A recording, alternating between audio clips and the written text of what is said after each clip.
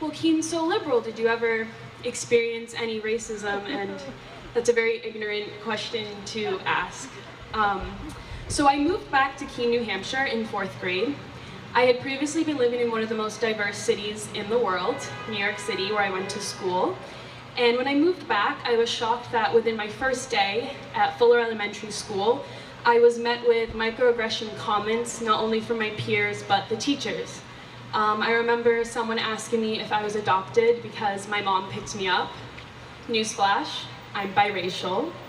And I remember my teachers, who fully had my transcripts, asked if I moved from the Bronx or Harlem.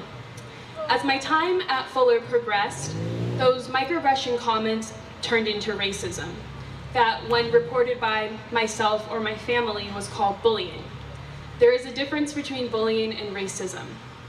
Because of this, I no longer felt beautiful and I no longer really felt proud to be black. I saw my classmates, majority of them all white. They had straight hair and they seemed happy, and that wasn't their fault, but maybe if they'd been more accepting of me and didn't make it painfully obvious I didn't belong, I wouldn't have become so self-conscious.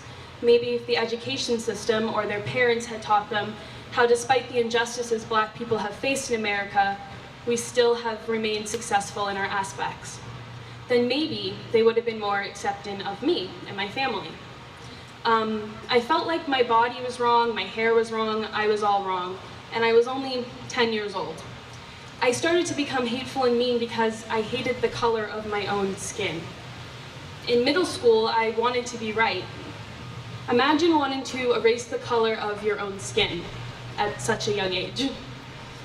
By the time I got to high school, I only knew 3 people of color at my school. One was my older sister, and the other 2 were the cousin sisters who I had known since birth.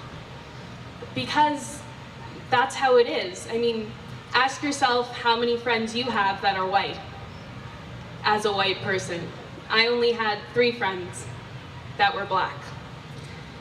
As my time at Keene High progressed freshman year, I was afraid to tell my friends that they couldn't say the N-word or couldn't call me the N-word, or I was afraid that if I didn't give them the pass, they wouldn't like me.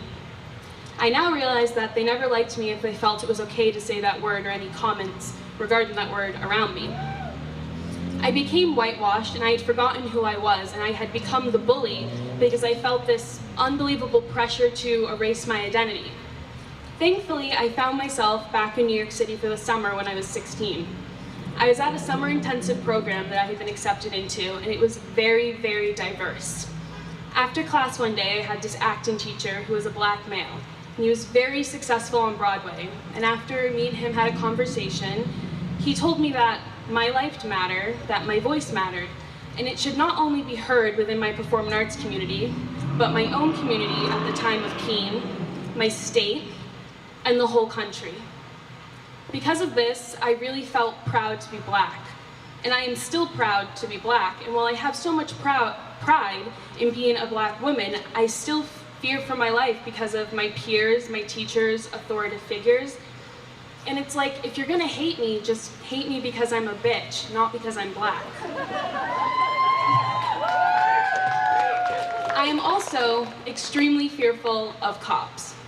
But I'm equally fearful, as some of you in front of me today, that don't think all cops are bastards.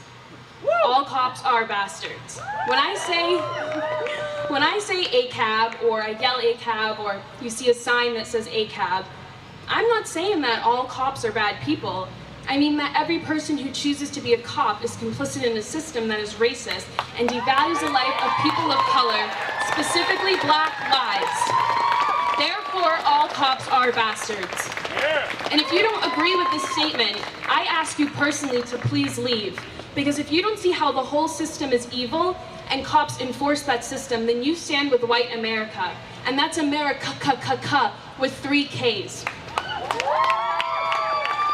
You're not an ally for black lives. You're here for your own personal propaganda, most likely an Instagram story or a Snapchat story. All cops are bastards, and I can say this with confidence because when my own father was brutally arrested in Concord, New Hampshire, because they were looking for a black guy and pulled over the first one they saw, My oldest sister, who is white, and my mom, who is white and was the passenger in the car, was in the car as well. As the cops used aggression to put my dad on the pavement with his boot on the back of my father's neck, my mom cried for them to stop, that what they were doing was wrong.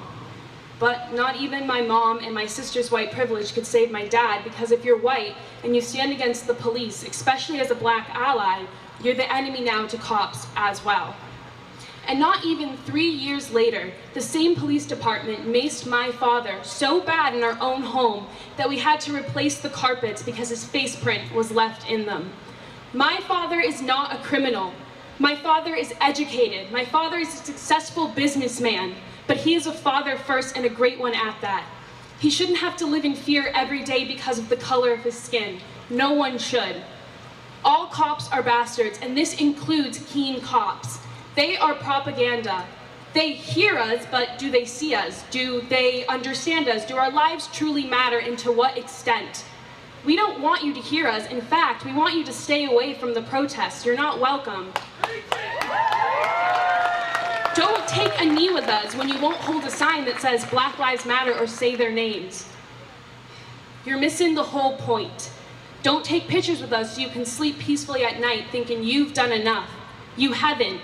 You want to prove you hear us? Quit your job. Yeah. White America, we've listened to you for far too long. It's time that you finally open up and listen to us and what we've been trying to say. You started white supremacy. It isn't black people's jobs to dismantle it. Thank you so much.